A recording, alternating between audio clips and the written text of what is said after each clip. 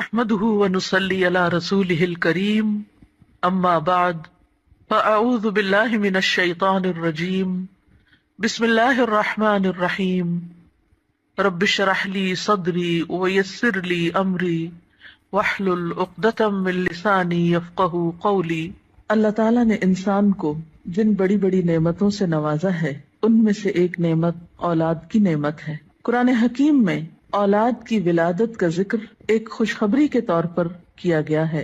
ارشاد باری تعالیٰ ہے، یا زکریا انا نبشرک بغلام اسمہ یحییٰ لم نجعل لہ من قبل سمیا۔ اے زکریا، ہم تجھے ایک بچے کی خوشخبری دیتے ہیں جس کا نام یحییٰ ہے، ہم نے اس سے پہلے اس کا ہم نام کبھی کسی کو نہیں کیا۔ تو گویا اولاد کا دنیا میں آنا انسان کے لیے ایک خوشخبری کی حیثیت رکھتا ہے۔ ایک اور جگہ پر اولاد کو دنیاوی زندگی کی رونق اور زینت کہا گیا ہے۔ ارشاد باری تعالیٰ ہے، المال والبنون زینت الحیات الدنیا، مال اور بیٹے دنیاوی زندگی کی زینت ہیں۔ اسی طرح انسان کے لیے اولاد ایک مددگار اور ایک بہترین غمخوار کی حیثیت بھی رکھتی ہے۔ اولاد سے انسان کی بہت سی توقعات بھی وابستہ ہوتی ہیں، لیکن اولاد والدین پر سب سے بڑا حق جو رکھتی ہے وہ تربیت کا حق ہے۔ اس لیے والدین کو اس معاملے میں اپنی ذمہ داری کا ثبوت دینا چاہیے، اور قیامت کے دن اس کے بارے میں ان سے سوال بھی ہوگا۔ قرآن پاک میں اللہ سبحانہ وتعالیٰ فرماتے ہیں، یا ایھا الذین آمنوا قوا انفسکم واہلیکم نارا، اے لوگو جو ایمان لائے ہو اپنے آپ کو اور اپنے گھر والوں کو آگ سے بچاؤ۔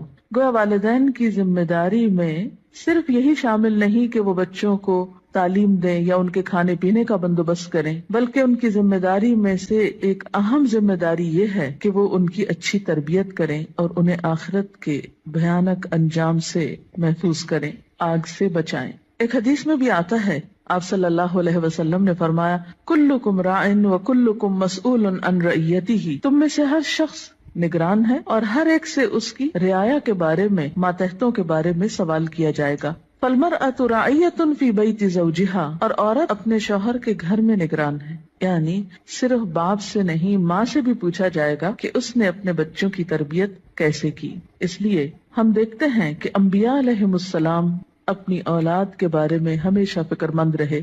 حضرت ابراہیم علیہ السلام اپنے ساتھ اپنی اولاد کے لیے بھی دعائیں مانگتے ہیں، رب اجعلنی مقیم الصلاۃ ومن ذریتی، اے اللہ مجھے نماز قائم کرنے والا بنا اور میری اولاد میں سے بھی۔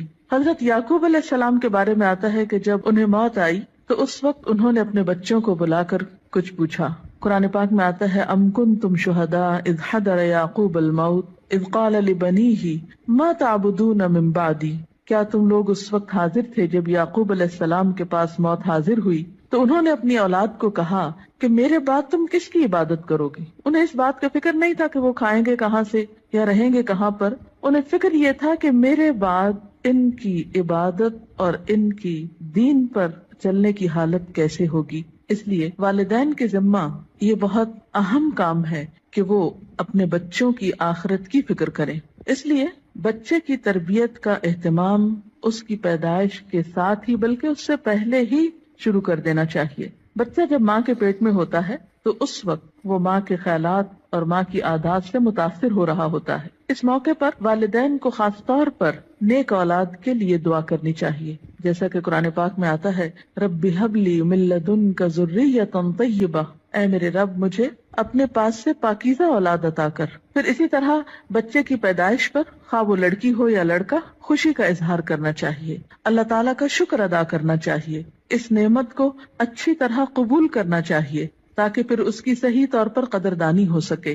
احادیث مبارکہ سے ہمیں کچھ اور باتیں بھی پتہ چلتی ہیں کہ جب بچہ پیدا ہو تو اس کے کان میں آذان دی جائے، گویا پیدائش کے بعد سب سے پہلے اس کو اللہ کا نام سنایا جائے، اس کے سامنے اللہ کی عظمت کا اظہار کیا جائے۔ اسی طرح نبی صلی اللہ علیہ وسلم کی سنت سے ہمیں بچوں کی تہنیک کرنے کا بھی پتہ چلتا ہے۔ تہنیک سے مراد یہ ہے کہ کھجور چبا کر بچے کے تالو پر لگائی جائے، کیونکہ بچہ سب سے پہلی خوراک جو اپنے منہ میں لے کر جاتا ہے اس میں بھی خوراک دینے والے کی شخصیت اور عادات کے اثرات منتقل ہوتے ہیں۔ صحیح بخاری میں ابو موسیٰ اشعری روایت کرتے ہیں کہ میرے ہاں ایک بچہ پیدا ہوا میں اس کو لے کر نبی صلی اللہ علیہ وسلم کی خدمت میں حاضر ہوا. آپ نے اس کا نام ابراہیم رکھا. ایک کھجور سے اس کی تہنیک کی اور اس کے لیے برکت کی دعا کی اور اسے میرے حوالے کر دیا. پھر اسی طرح بچے کا نام اچھا رکھنا چاہیے. نام ایسا ہو کہ جس کا مطلب بھی اچھا ہو، تاکہ بچہ جب پکارا جانے پر اپنا نام سنے تو وہ اچھے لفظ کو بار بار سنے. ایسا نام نہیں رکھنا چاہیے کہ جس کا پروننسیشن، تلفظ یا معنی اچھا نہ ہو. اسی طرح نومولود یعنی نئے نوزائیدہ بچے کے بارے میں یہ حکم بھی دیا گیا ہے کہ ان کے ولادت کے 7ویں دن ان کے بال منڈائے جائیں. بعض حکماء نے اس کی یا اطباء نے اس کی حکمت یہ بیان کی ہے کہ سر مڑنے سے سر کے مسامات کھلتے ہیں، نگاہ، سماعت اور سونگنے کی قوت کو فائدہ پہنچتا ہے. اسی طرح سنت میں ہمیں بچوں کا عقیقہ کرنے کے بارے میں بھی تعلیمات ملتی ہیں. عقیقہ کرنے میں ایک حکمت یہ ہے کہ انسان اپنے رشتہ داروں کو، غریبوں کو، ہمسایوں کو اس خوشی میں شریک کرتا ہے. اس موقع پر ان کے لیے گوشت بھجواتا ہے، یعنی عقیقے کے جو بکرے ہیں ان میں سے. پھر اسی طرح بچپن ہی سے بچوں کے ساتھ محبت اور شفقت کے ساتھ پیش آنے کا حکم ہے. بچہ صرف غذا کا ہی محتاج نہیں ہوتا، محبت و شفقت اور کیئر کا محتاج بھی ہوتا ہے.